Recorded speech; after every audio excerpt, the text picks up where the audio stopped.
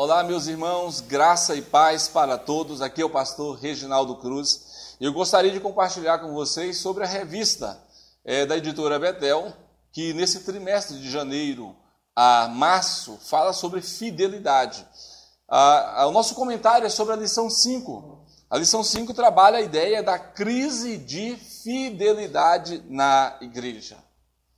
Mas é possível haver crise de fidelidade na igreja? Ou as pessoas que estão na igreja são fiéis? A liderança da igreja é fiel ou a liderança da igreja é aparentemente fiel? A liderança da igreja é fiel ou a liderança da igreja apenas procura esconder a sua infidelidade? A gente, nessa lição, quando fala crise de fidelidade na igreja, a gente está falando da igreja como um todo, né? Da igreja institucionalizada, né? Da igreja que tem trabalho e servido desenvolvido por homens, por mulheres. O certo é que eu penso que você concorda comigo. A igreja passa por uma crise. Aqui na nossa lição, eu vou dimensionando essa crise, dizendo que ela tem 3 dimensões. A primeira dimensão da crise da igreja na atualidade é a crise de unidade. Uma igreja que não tem buscado a unidade.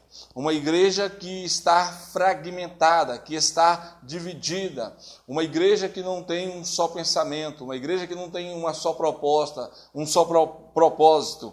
Então, se a gente voltar aos evangelhos, aos ensinos de Cristo, nós vamos observar que a unidade deve ser o fator essencial, primordial, que identifica a igreja do Senhor, é a unidade.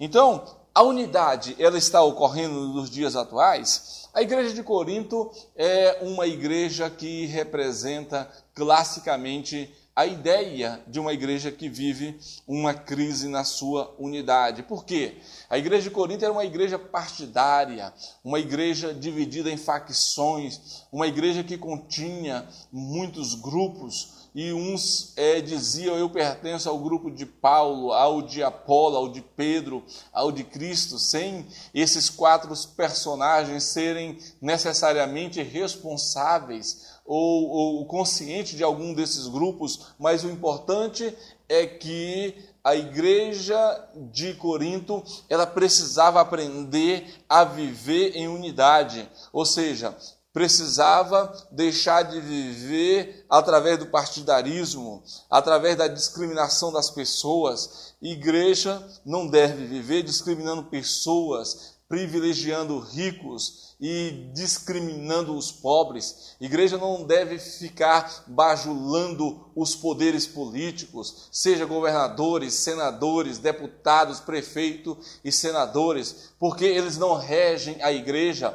Quem rege a igreja, quem é o dono da igreja é o Senhor Jesus. Essas personalidades, elas não têm o poder de brilhar na igreja. Quem brilha na igreja é o Senhor Jesus, porque é a estrela da manhã e é o sol da justiça. Paulo escreve sobre a importância vital da unidade. Ele afirma que a unidade espiritual da igreja é produzida por Deus. Então, o nosso apelo é que a igreja ouça a voz de Deus e passe a ser uma igreja que cultiva a unidade.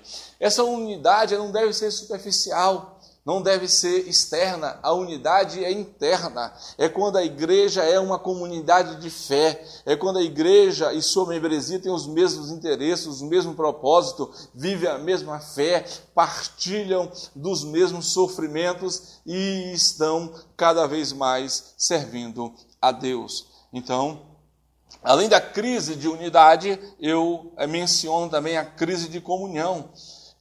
A ideia básica da palavra comunhão é falar sobre a necessidade de uma igreja que deve aprender a ser igreja, uma igreja que deve trabalhar com gente, com pessoas, uma igreja que deve voltar ao modelo neotestamentário, ao modelo da igreja primitiva e aprender o sentido básico de koinonia, que significa compartilhar de alegrias e tristezas. Em Romanos 12:15 fala que a gente tem que compartilhar de alegrias e tristezas. É comum vermos as igrejas serem marcadas por divisões tolas. Muitas igrejas se dividem quase sempre por motivos banais, motivos fúteis. Muitas igrejas sofrem prejuízo de todos os tipos quando seus membros não vivem em harmonia, em comunhão. Ainda há a crise ética. Provavelmente essa seja mais acentuada. Muitos líderes e crentes em geral estão se esquecendo de que a igreja é sal da terra e luz do mundo. Por que a gente garante que a igreja precisa vencer a crise ética?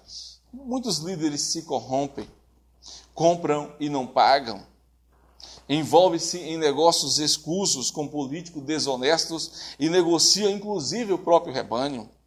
Por que afirmamos haver uma crise ética na igreja? Seguramente porque as nossas ações, elas demonstram a nossa falta de credibilidade. O que antes era referência de confiança, hoje é visto com outros olhos.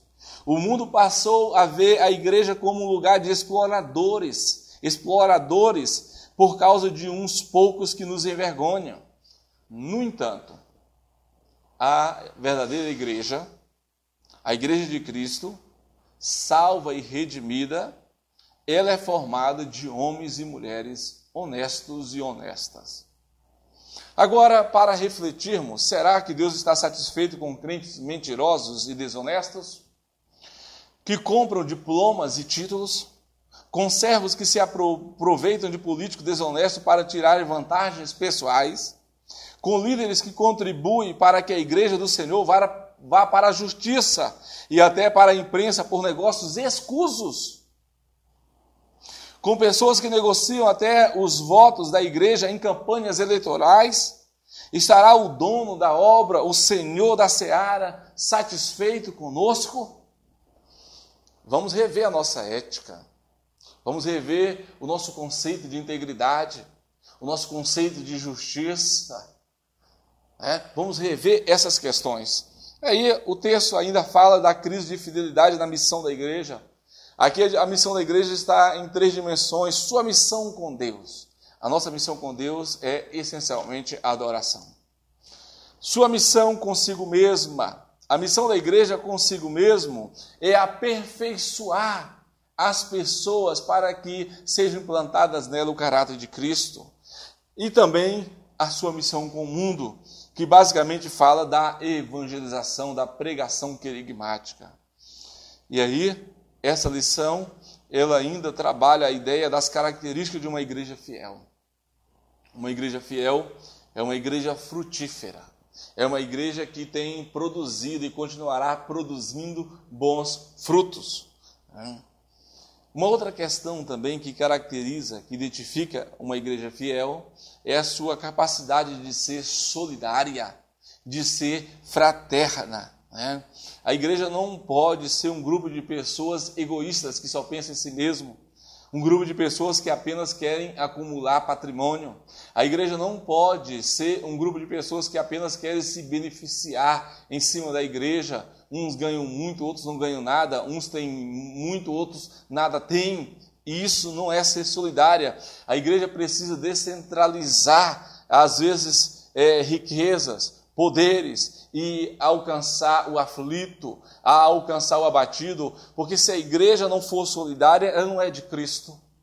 Se a igreja não se abrir para a perspectiva fraterna e solidária, ela não é de Cristo, e Cristo a chamará para uma conversa muito franca, onde ele vai dizer da seguinte forma: tive fome e tu não me deste de comer, tive sede e tu não me deste de beber, eu estive enfermo e não fostes me visitar, eu fui preso e não fostes me ver, fui estrangeiro e não me recebestes.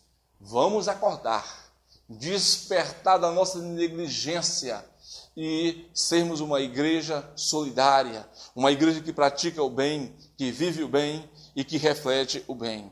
E, finalmente, a igreja deve ser missionária. Missão é o coração da igreja.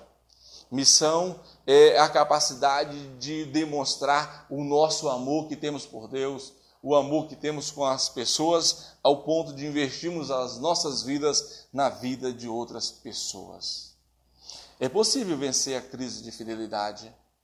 E só venceremos essa crise de fidelidade, que aqui eu coloquei, crise ética, crise de unidade, crise de comunhão. É possível vencer essas crises na igreja, desde que retornemos aos princípios fundamentais da Escritura, que as Escrituras sejam suficientes, que possamos abolir do nosso meio todo misticismo, todo paganismo, todo esoterismo e sermos cristãos que compactuam, que seguem, que praticam um evangelho puro e simples. Deus os abençoe em Cristo Jesus.